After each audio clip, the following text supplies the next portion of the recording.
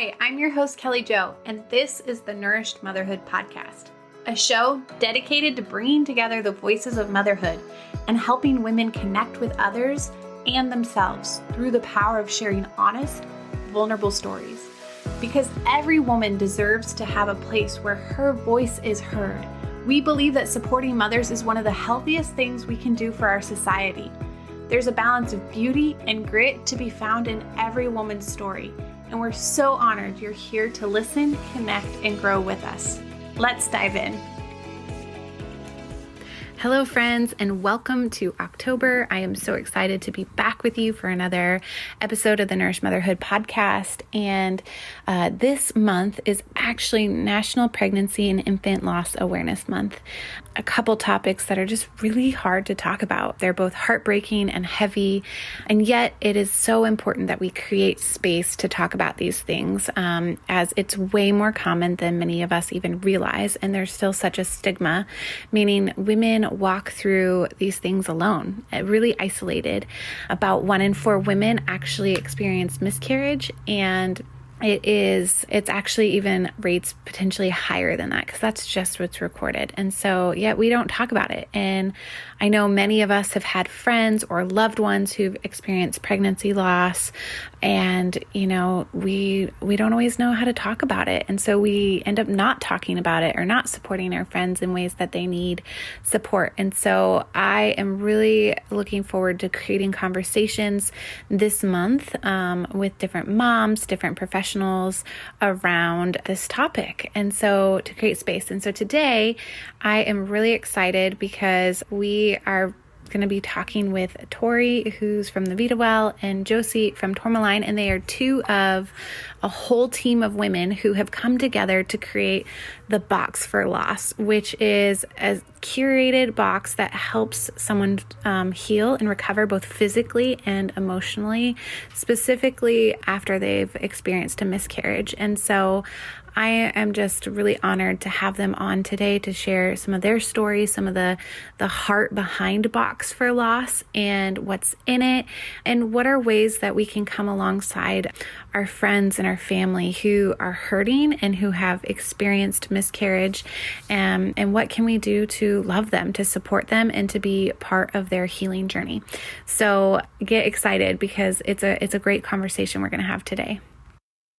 Okay, I am so excited to welcome you guys here to the Nourished Motherhood community. I have Torie Borrelli and Josie Petrich with us, and they are two of the masterminds. There's some other wonderful ladies, but behind the Box for Loss. And we are talking today about pregnancy loss, definitely a heavier topic, but one that I know so many of us have experienced and walk through ourselves. And so we wanted to create this space where we could just have an open conversation about our own experiences and to really break the stigma. And so thank you, ladies, for being here with us today. Can you just quickly introduce who you are? Because I have two beautiful ladies here on the screen, and we want to know who you are and where you're at.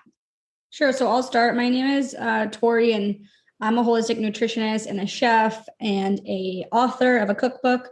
I started my health and nutrition journey when I was young, about 14 or 15, because of my own health struggles. And I was introduced to holistic medicine because it was the only thing that actually helped me after like years of trying to do the Western route and not finding answers. And so that kind of led me into just being your own doctor and going the more natural route when you can. And then I became a nutritionist, and I have a background in organic farming. And so that was definitely a passion, like knowing where your food comes from. And then fast forward to, it's almost actually been a year. Right? Yeah.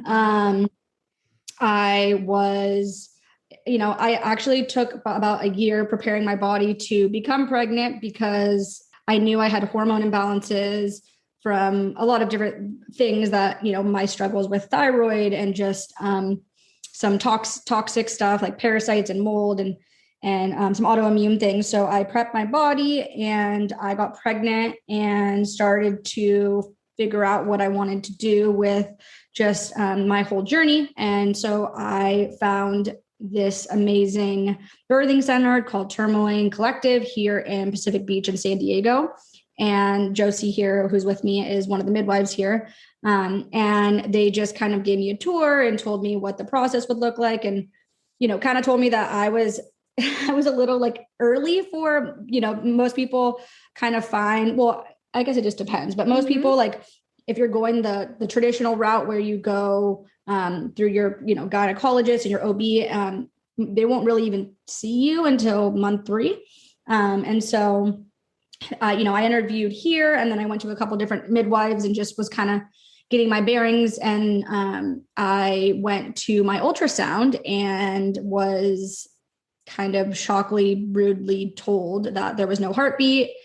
And it honestly like spun me out into the deepest, darkest, most depressed state I've ever been in. And, talking about this a year later, still going to therapy for it, I couldn't have done it without these midwives. Like Josie, I came in here and Josie literally like put me on the bed and like wrapped me up, and I'm like gonna cry.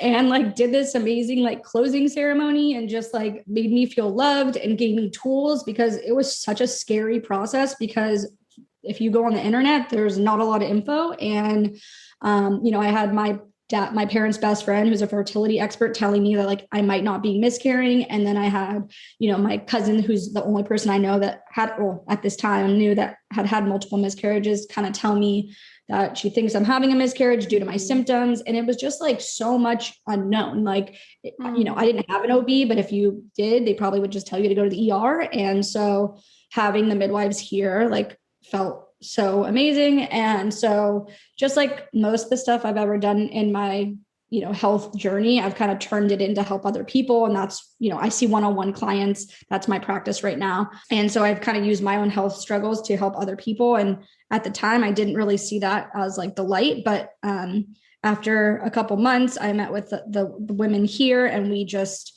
kind of created this idea with another friend who has also had experienced a miscarriage, and just putting together the tools that we thought that could help support women going through a miscarriage, whether they were going through it right then. Like, so that's more the physical box that we have. And then if they've had one in the future and not really, dealt with it or need more support, that's our spirit bag. That's more of the emotional support bag. So yeah, wow. I feel like it's not forever. So I just kind of try to make it really quick. No, thank you. And I'm so sorry for your loss. You're a mom. I think you become a mom the moment you decide you want to be a mom. And the vision and life you start to imagine as soon as you get that positive pregnancy test, right? You imagine everything, you start making plans, and that mama bear rises up. And so I just really want to acknowledge that loss. And I'm so sorry for that loss. Yeah. And on that note, like that planning thing, like, I think that's like only really what females do, because that was something that like the males in my life, who like my dad, who's like my best friend, they can't really wrap their head around, because that guys just don't. Even my husband, like he was super supportive, but they don't think like that. They just like, and like, then I literally had like a male doctor friend be like, oh, it's okay. Like, just next time it will be fine. Like, try harder next time, kind of thing. And you're just like, what? Like, it's so, and honestly, the biggest thing for me was I have helped so many women that were told they could never get pregnant and have a healthy pregnancy. Like, I knew that miscarriages were common, but I didn't know how common they were. And, I don't know, like what 1 out of 4 women that have a miscarriage actually are reporting them. Like, mine wasn't reported because I didn't go to the ER. So I think it's way more than that. And definitely, like, why aren't we talking about this? Why are we waiting 3 months, especially in the American culture? Like, why are we waiting 3 months to tell people we're pregnant? Because that's when most miscarriages happen, and you have no support. And so, talking with the midwives, like, they see so much more than we talk about. And so it was such a good synergy, because me with the nutritional components, and them just like actually practicing this every single day and being moms. And most of them, like, we sat in the room when we had this initial meeting, and I think there was 15 of us, and I think every person had a miscarriage. And I was like mind blown that like nobody was talking about this. Yeah, you bring up such a good point. I think that was our experiences. If we miscarried, and we had actually several close friends probably within the 6 to 12 months leading up to us, like miscarrying, also experienced a pregnancy loss or multiple. And, so we were kind of aware of it. But as we began to share, instead of giving, our pregnancy announcement, we were sharing our loss. I was shocked how many people were like, oh yeah, us too. And I'm like, why don't we know this? Like, you're really close to us.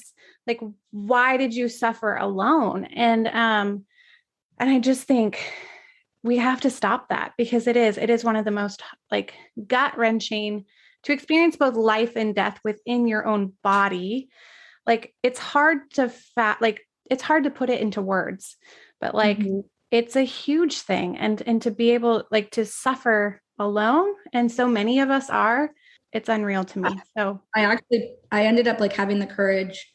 I don't know. One day I was just like, I'm going to share this, because I was like having all these people that knew I was pregnant, and texting me. And I was like, I don't want to say the same thing to all these people. So I ended up like posting it on my social media. And I don't have like a huge following, but I had like hundreds of women respond. Like, I haven't even told my partner. I haven't even told my parents, like blah, blah, blah, like all these stories, emails from people being like, you're so like, thank you for sharing this. Like, it makes me want to share my story. And we just had like amazing feedback. And like, honestly, it was the first time I didn't feel so alone. And that's kind of our tagline. Like, you're not alone, because you're not, but like you feel so alone when it's happening. Yeah. And I think especially after the 1.5 years we've all walked through, we're like already more isolated. Support has been more limited. And so I think that's just added fuel to the fire. And I think something else you said, Torie, of like, you had been preparing your body and you're a health professional, right? And so to be able, like, you experienced a miscarriage, and like, same with me, like, I felt like almost like a fraud of like, okay, here I am doing nutritional therapy, helping other people get pregnant. And like, now I'm experiencing pregnancy loss. And that's just part of the stigma, I think, is like, no one's immune from it.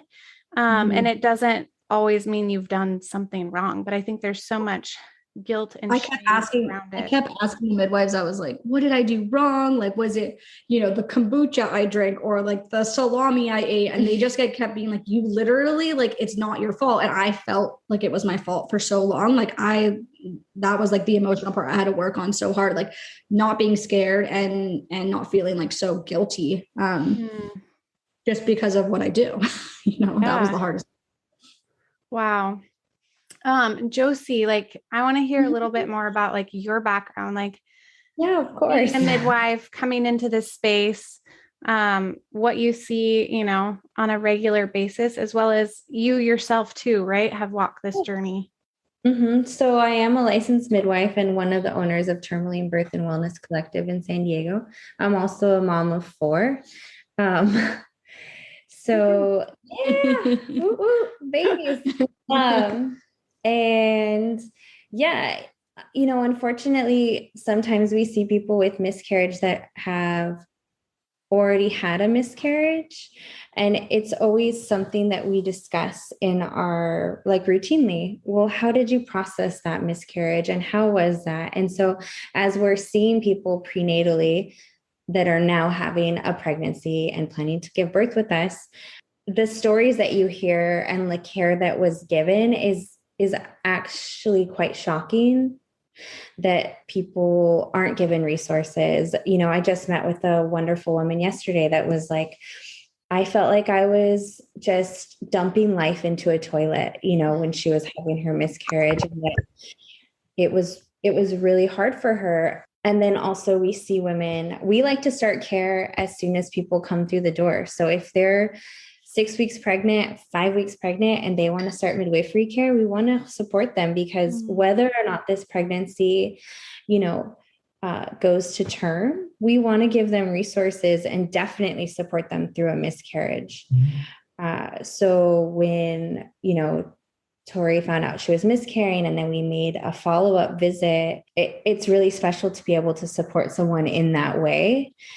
And thank you for sharing. It brought everything back emotionally for me too. But I didn't even know them. They were literally strangers. I had met them 1, maybe 2 days. And it wasn't, we weren't even fully committed yet, because it was just still the early process. And to feel that support and love and someone had your back and they were there for you was just literally the biggest biggest thing that I like can remember that was positive in the last year.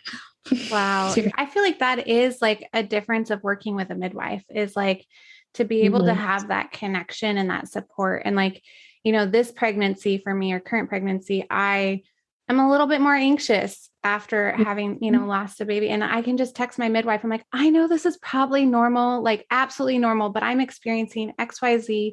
And to be able to have her respond, like, I don't know how you get that type of care if you're going through our conventional system. And that extra support has meant everything for me. Yeah, because you're looking not just at the physical, you're looking at the emotional components, which are really big contributors to overall health, especially when you're growing a baby. So yeah, we came together. Torie had an awesome idea, and I think it's been a journey for all of us, because it's exciting to launch a business, but then when you start realizing that every time you make a sale that we're losing someone's in pain and grieving, is like heart-wrenching in some ways. Yeah. But it's also gives, every box is made with that intention, because we know it's going out to someone that really needs it, and that we can bring comfort to. So yeah. Well, sorry, I was gonna just say, will you talk a little bit about like this place and like what you guys do? Because I feel like it's such a special place. Oh yeah. So we started Tourmaline Birth and Wellness Collective. It was really Allison's vision. So there's 3 founders, Allison, Meral, and myself. We're all licensed midwives. And it was really her vision to have a collective of practitioners that specialized, in women, babies, pregnancy, postpartum, all in one place. Because in midwifery care, what we find is that when we need to refer people out for things, it's really challenging because we're not in the Western system so much. And our, parents have new babies and challenges. And then you're like, go see this, go see Torie. She's awesome. And then that's, okay, another person that I have to meet and book an appointment with. So anyways, we have tons of practitioners here. We have an acupuncturist, a psychotherapist, a pelvic floor physical therapist, awesome, a Reiki practitioner. We partner next door with Cafe of Life, which is chiropractic, massage, lactation consultant. We have an in-house lactation counselor. We have postpartum support groups. We do in-house ultrasounds, classes. Yeah, that's incredible. And we're a full functioning birth center. So yeah, we have a naturopathic doctor, and we also have an IV infusion clinic.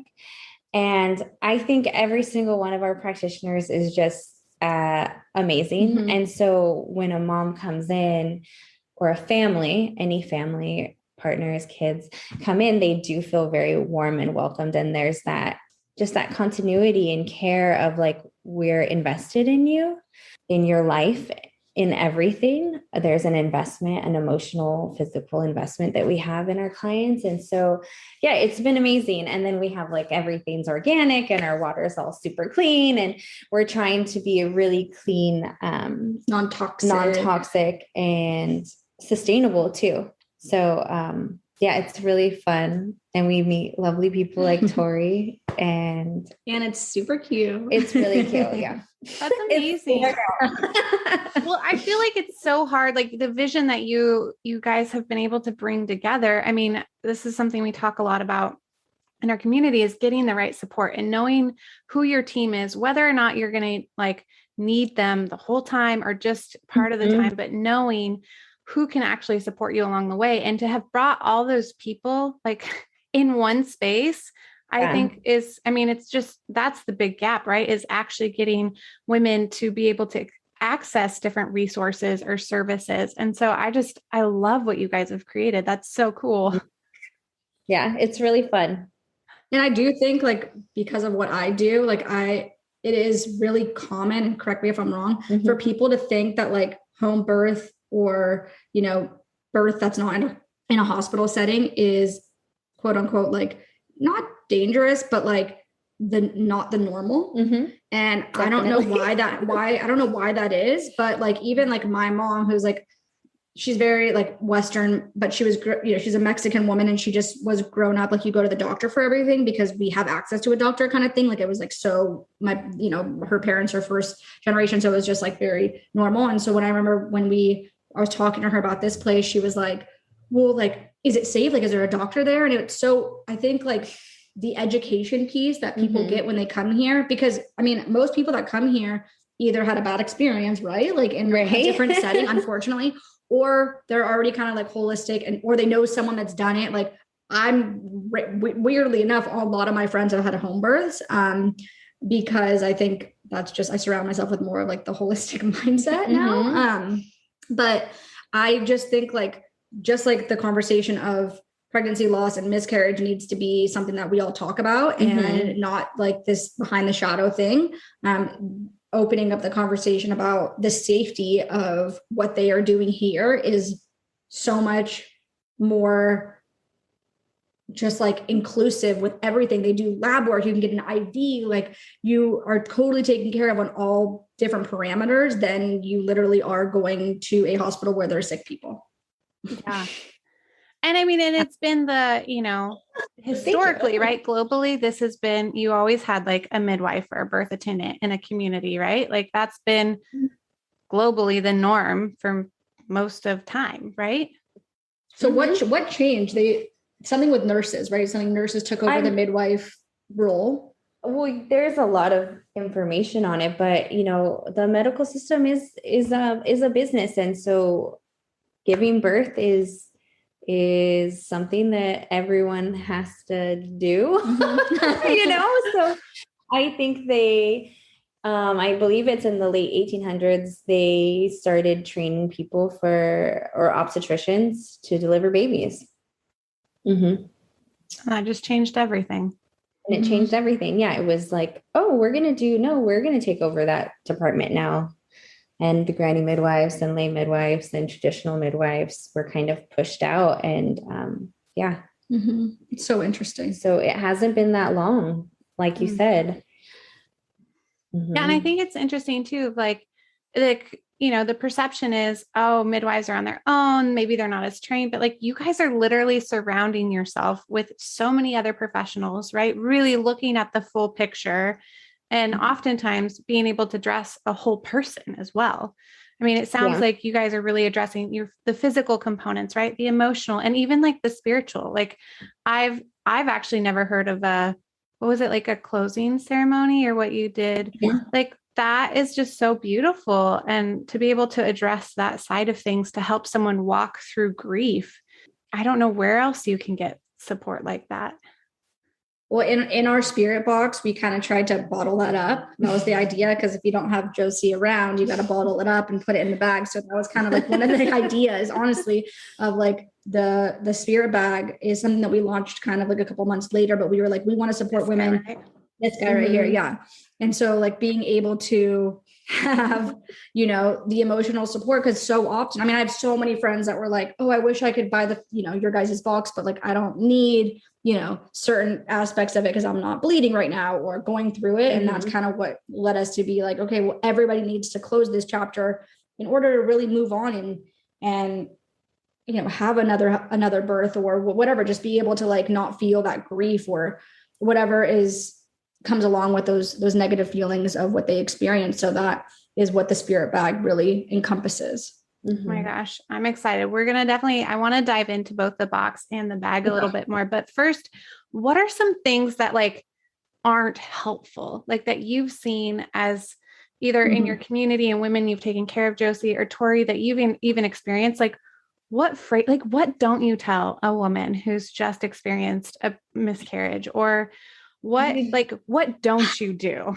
You definitely don't tell her, are you going to try again? Or when are you going to try again?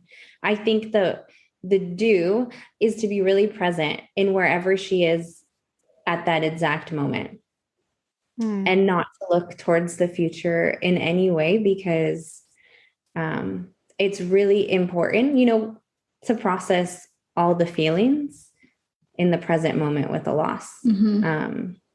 The future feels so far away and scary, and like you don't even want to think about it. And like I had so many people that I know love me, including my mother, like say things where I was like, why would you say that? Like my mom literally was like I never even knew anyone that had a miscarriage. Like what does that even mean? Like why does this happen? Like why I'm like literally bleeding and like on the floor, like in the fetal position, like having convulsions, crying, you know, and she obviously wanted to support me, but like, and honestly, that's what, like when I was taking my journaling and doing all this, you know, self-reflecting, like that's kind of why we created these boxes, because sometimes if you don't know what to say, or you think you might hurt your friend or your family member, like you literally can buy the box and send it to somebody and you don't have to say anything. Yeah. Don't say anything. Yeah. You can say, I love you, or like, I'm here for you.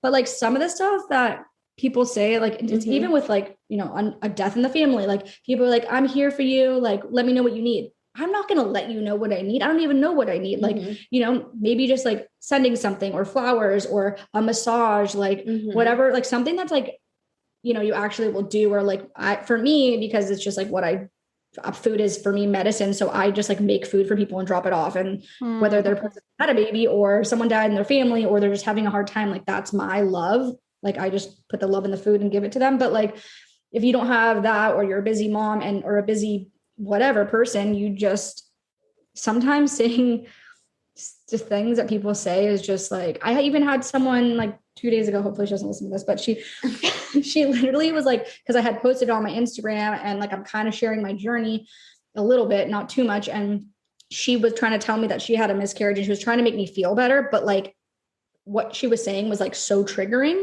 And she has 2 healthy kids. So like, it's so easy for someone to say that when you have 2 healthy kids and I don't have any kids. So yeah, you're like, it's a really great question, because I know that people are coming from a place of love, but it doesn't like translate at that, like as that at the time. So again, like, I'm not trying to just push our box, but like, it is meant for that reason. You can share it with like we've had so many people like with a bunch of friends purchase it together and like ship it with a thing of flowers, or like just really cool, or a dad who's like wants to support their kid, or a family friend, like they literally just purchase it and send it, and like they don't even know it's coming, and everything's explained in there. Like we have a letter that this was something that was like, I don't even know who thought of it, but it was such a good, maybe thought of it. No, I think it was Allison. It basically is a letter, and it says message to my partner or to my partner, because so often our partners do not know what to do. They either say too much, don't say anything at all, don't know how to support you. And it literally, they can open it and read it and be like, this is how, you know, these are ways to support. These are things you shouldn't say, should say. This is what your partner is going through. And I think it's been super, super helpful. So sorry, I kind of went off on a tangent. No, that's so cool. I mean, that was my next like question too, of like, how can like partners support, you know, like I mean, someone walking through this, their partner walking through this one, especially they haven't experienced it themselves. And especially for men, right? Like they compartmentalize, you know, like my husband grieved, but like not really, there's no way he can understand it. Or like, there's no way he can comprehend just even now me being pregnant again. And then like the waves of emotion that brings up just through this pregnancy. And so I think that's so cool that you guys have included that. What are some like little pieces of that letter, I guess, like if we were to say, you know, like if a partner was like listening into this conversation right now of like how they can come alongside there? Yeah. So really it kind of goes over, you know, what not to say, but also just being present, like I talked about. So just holding your partner in the place that they're at, if they're emotional, and then knowing that it is a really physical journey, a miscarriage. So you're giving birth, you know, it's giving birth, and it's painful and it's intense. And you don't have a baby at the end. So knowing that it is physical, and that I really recommend partners take time to acknowledge that. So if that means taking a day off work, then take a day off work so that you can just be there for your partner. And also like nourishing your partner. So I talk a lot about, just in midwifery practice in general, is like basic needs. So it's not so much about doing all the extra things even. It's like, okay, make her soup, make sure she's got water, give her a heating pad, like put her favorite music on, like just rub her feet. Just being there means so much. You know, You don't have to say the most beautiful speeches. Sometimes like less is more. Less is more. Yeah. And then like Torie said, like scheduling a massage, or for those that do have other kids, like making sure to like take the kids, to the park and give your partner downtime, I think is super key. But those are some of the things, and partners, sometimes they do have a lot of grief about it in their own way. Yeah. And also letting them know that it's not just once you stop bleeding, it's done. Totally. Because it's such a journey. And also to remind them that if they once they do start having plans for the next pregnancy, or they get pregnant, that a lot of the things will come up or resurface, and that's really normal and needs acknowledgement as well. That's really good. And I think something you said, it is giving birth. I remember my midwife said that to us, and I was just like, oh, you consider this birth? Like, I don't even think I considered it birth. Like, it's almost like it's been treated as this whole other thing.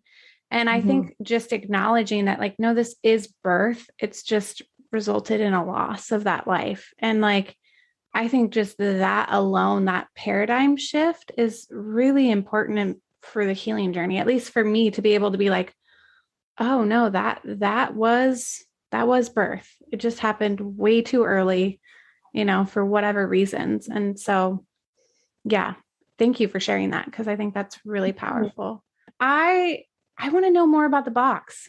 I mean, I think this is like so tangible, and I want to know more about the box, and I want to know more about the bag. I mean, you kind of gave us a glimpse into the bag, but I can even like pull some stuff out So we call it the Spirit Recovery bag or box. And it is to support the emotional side of the miscarriage. And this is targeted towards people that have had a miscarriage in the past and that are not currently experiencing it.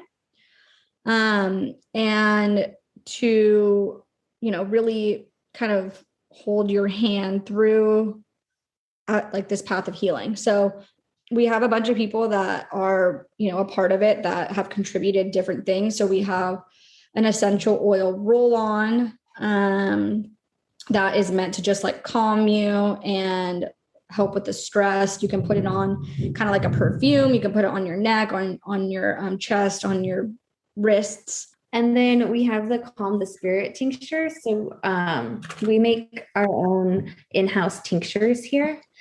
And that one is really designed to kind of like settle the nervous system. And so you can take that orally, once or twice a day, or as much as needed if you're having a really hard day. And it's made with all organic distilled alcohol and then organic herbs too. Cool. The Happy Tea is really delicious. It's wheat berry. And that's just really light and nourishing. So there's that's called the Happy Tea. Then there's the womb meditation. Yeah. So Angela is a licensed holistic psychotherapist and movement therapist. So she holds circles here at Tourmaline. She also had a baby with us, but she's amazing. And she's got a meditation about connecting with your womb. And then also with the rose quartz, which is a very healing stone as well. And like it's like love and light and heart centered. So that was also something that she offered to the bag. Yeah, and it's something that you can just like put next to your bed or throw in your purse and hold if you are having a hard time. Yeah, super healing. And then there's a candle that's just kind of meant to like light if for me, sometimes just like lighting a candle and relaxing or going in your bathtub or something like that is just like super relaxing. It smells yummy. It's all organic and has some delicious essential oils in it. And then we have the wildflower seeds, which we love this idea just because like planting something that makes you happy, which is flowers, right? Flowers are just so beautiful, and you can plant it if you have other kids. It's a really good activity to do with them or with your husband, or just, alone in a pot if you live in an apartment or something like that. But seeing those come to life is just really just beautiful. And it's kind of surprising too, because you don't know when they're going to come. Yeah. And then the grief journal prompt, this is just an exercise that everybody should be doing. You know, I tell all my clients to do this, whether it's grief or whether it's gratitude or whatever it is, but just, it could just be something that you write down. It could be something you write in your phone, just something that gets your writing something down is just, I don't know if anyone's ever like written a letter to someone or having a hard time and you write it down, even if you don't give it to the person, the exercise of it is just like so healing. Yeah. And then we also include lots of information. So like where you can get more support, the partner note, and then also planning for the future. Because so many people are like, okay, well, what next? Or so it kind of gives information on when you do decide you'd want to, and when the timing is optimal for that. And lab work and the emotional component too of getting pregnant again is all in there. So yeah. It's so cool. Let us know if we're missing anything, because we love to elaborate more and really serve the families that we're serving. Even more. I mean, I feel like it's just you guys have really thought of so much putting it together. And I think just even women listening, and if they themselves are walking through this grief process and stage of healing, like just knowing that there's other resources, or that these are types of tools that they could utilize in their own healing. Or like you guys said, when you don't have words, you can just literally send this, right? You can, and that it really addresses so many different aspects of the healing journey. And so I just think this is so cool, so needed. And I'm just like blown away by what you guys have put together. Thank you. Let's talk a little bit about the box too, because that's really designed towards like some of that, the physical aspect. I mean, I think we all have a different experience when it comes to like miscarriage and what it looks like in our bodies and how our bodies are processing that. But you've really designed this box to aid in that, both the physical and emotional support, right? Yeah. So this box is really designed for, families that are actively losing their baby. So when they're bleeding, because it's got a lot of physical aspects to it. It has, you want to? Sure. So we have a CBD like balm that gets rubbed onto your, pelvic area. That's super healing and helps with inflammation and pain, because if you're listening to this and you've had a miscarriage, you know how much pain there is. But like, also, I think if you've had a baby, you can probably you remember this type of pain because it's like a contraction. For me, I was like, it feels like someone's taking a knife and like stabbing me. And that was something that like, it was so different than like a menstrual cramp or a stomach ache or like all the things that I've experienced in the past. This was like so different and it was so intense. And like kind of like Josie said, like at the end, if you get a baby, like it's probably so worth it. But when when it's happening and you're like, no, it's just sad. It was like, I feel like I've dealt with a lot of pain and it was painful. So the CBD balm, the essential oil, and then the NISA, we partnered with NISA and they have this amazing underwear that's like super high rise. And then it has a little slot. So you could put, it comes with a little womb warmer and you can heat it up. And then also like, you could also make it cold, but we recommend warm. So those are just kind of like that physical part. Also the Momotaro, who it's like a vaginal health line. I grew up with the woman that is the founder, and it's just people see amazing results. You can put it in internally if for all different kinds of things. But yeah, it's amazing. And then there's a different tincture for that box. So that tincture is really for after pains. So just like after birth, and has a lot of herbs that are specific for limiting bleeding and helping the uterus contract. Chamomile, ginger, cramp bark, yarrow, and motherwort. So motherwort is really good too for that emotional component of mothering the mother. So you can take it twice a day or as needed with cramping. And then it also includes the tea. And the tea is just a super mineral rich, nourishing tea. So it has like alfalfa and oat straw and nettle, lemon balm, peppermint, rose, and that's to drink. So warming foods, like just like in the postpartum, if you're you're in the postpartum with miscarriage too. And so warming is really good. And then we added in like a vaginal steam, or if you're not into steaming, because some people aren't, you can also doubles as a sitz bath. And those herbs are really nourishing to the tissues. So it's got calendula and sage, lavender, sea salt, comfrey. Can you explain vaginal steaming? Yeah, so vaginal steaming is a practice that has actually been used all over the world. And on our website, if you're interested in knowing more about it, we do have a link about it specifically. But it's just like steaming your face, but you're steaming your vag. And you heat up a pot of warm water, you throw in the herbs, and then you can sit over the pot, which they have awesome stools for, or you can kneel on a stool at home, or you could do child's pose over like a small bowl.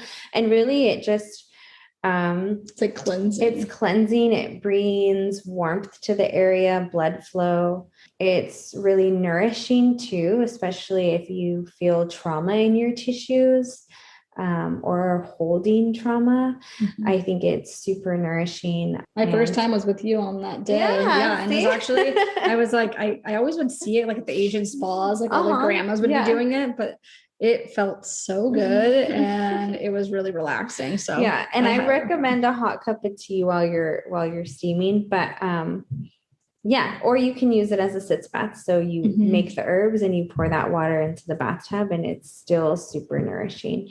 But with steaming, we don't recommend you doing that while you're actively bleeding, but as you're kind of got the brown or no bleeding is when you want to do that. And then the next thing we have the electrolyte balance vial. It's just a little glass vial that I've created because so many people are electrolyte deficient, and that does not mean Gatorade, because that is just sugar and food dye. We want actual minerals and that create electrolytes so we can actually support the nervous system and rehydrate our body, because when you're going through trauma at any time, your body's detoxing all the good stuff. So I made it with some real salt, which is super high in minerals, and some magnesium that you can just pour in water. And then I have a little recipe if you want to like jazz it up with lemon or orange, or make a big batch and kind of sip on it. So, and then we have our acupuncturist made a tea. It's the happy tea. It's the happy tea, to treat anxiety, uncontrollable crying, depression, restless sleep, heart palpitations, sadness, things like that. And I think that's it. Yeah. So it's a lot of stuff. And then it comes with like a lot of paperwork, like a lot of info in there, information that probably people don't read until they're ready, but that could be something the partner helps read and guide you to do. And then we also have something cool that I just saw as I was just like scrolling through the website. We've created like a donation page because we have people that, want to buy them for themselves and can't financially afford them at that time. And so we, if anybody wants to like buy one that, has, or, maybe had an experience like this, or just wants to support other women, it's a really cool idea that you could do and just donate a box so that when that person needs one, or we have someone come in to Tourmaline and just is in the position to have one, buy one, that they could just provide them with that as they leave. And it just would be such an amazing little gift. Yeah. Yeah. We'll make sure to link that up like below this like video or in the show notes to just have that, plus your website with like Box for Laughs and Tourmaline. Cause I want women to easily access that. And that's super cool that you guys have built in that component of like being able to donate it to. And you guys really have thought of so much with this. I'm like impressed. I'm like, wow, like this is everything I would have wanted, like walking through that experience too. And just having the support of a community, right? Knowing you're not alone. Something I want to ask is, what are some ideas? So you guys have brought in like a lot of the emotional components, but anxiety and fear, I know, are so big for women, either as they are just processing and healing, or they are walking through then pregnancy, trying to conceive again, or they're pregnant. And especially as like, if they're pregnant, they're moving, I guess that's me, moving closer to birth. How have you seen, like, what are different tools, or whether it's like mental or emotional exercises or meditations, what are tools that women can have to really deal with that extra stress or that extra fear? Because I also don't want women to be like, listen to this and be, oh my gosh, like so afraid, right? Either of trying to get pregnant or like trying to get pregnant again. And just, but I also, obviously, creating the space is so important, right? That we talk about it, we acknowledge it, we move through that. And so I'm just really curious what you've seen with your team, even Josie, of how to like walk with other women through this. Yeah. So I think one of the ways that we walk with women as they're looking to get pregnant again is knowing that their bodies are healthy and that they're not all babies stay. So that was your experience with that pregnancy. That doesn't necessarily mean that's going to be your experience with this next one. And that if it is, my thing is like, you do want to connect to this pregnancy, like if you're pregnant after a miscarriage, you don't want to be holding on to that fear or grief or disconnect of like, well, I might lose you, because, that's the whole thing about us not sharing our miscarriages is like, oh, don't tell people till you're 15 weeks because you might miscarry. Well, who cares? If I miscarry, I need my people to know. I need love and support. So also letting them know to share the fact that they're pregnant with family and friends. I'm going to say midwifery care. Yeah. Well, and emotional stuff that you just talked about, like maybe for me, it was like going to a healer and like talking about it. Like the first thing that she said to me was like, what are you so scared of? And I didn't even tell her I was scared. And it was like literally getting pregnant again was like the scariest thing. I couldn't even wrap my head around it. So I think like so many of the things that Josie was saying about like the journal, journaling that we had in those kinds of things, like emotional support, actually like physically doing something, whether it's writing it down or talking to someone or even talking to a friend about it, but like believing in your body. Yeah. And also seeking out other practitioners. So it's a great time to like, I'm going to see an acupuncturist or a nutritionist or people that are going to help you find balance in your health and restore that confidence in your body that it is healthy. And like, these are the things that I can do this time. Also communicating to partners and educating them that it is, and it can be a scary experience, when you're carrying another baby after a miscarriage. And so for them to know to be gentle and reinforce, like, it's okay, like we're doing this and it's going to be good. And also revisiting that. Am I fully processed from that? And then I have a great friend that was like, you need to give that baby a name.